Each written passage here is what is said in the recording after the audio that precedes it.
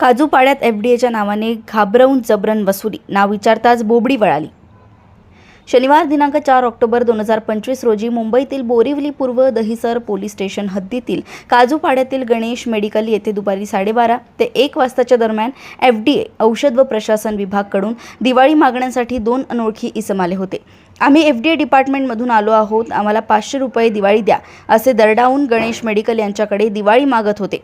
त्यासाठी त्यांनी ज्या मेडिकल दुकानदारांकडून दिवाळी घेतली याचे पुरावे म्हणून गणेश मेडिकल यास सही शिक्का मारलेले पुरावे दाखवत होते। तसेच 500 रुपयांच्या खाली आम्ही दिवाळी घेत नसल्याचं ते दरडावून सांगत होते। तसेच सध्या लायसन्स हे ऑनलाईन झाल्यामुळे आम्हाला काही मिळत नसल्याचेही ते सांगत होते।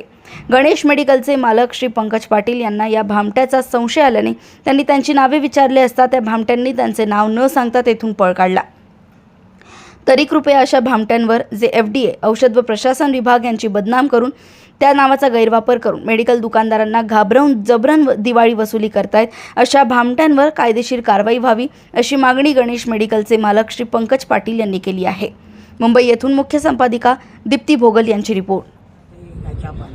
चहा पाणी घ्या 50 रुपये आमच्याकडे चहा पाण्यासाठी, चहा येऊन जाईल। 500 रुपये 500 रुपये जेवण झालं, चहा पाणी नाही। 50 घ्या ना तुम्ही, 500 दाखवतात कसले हिशोबाने।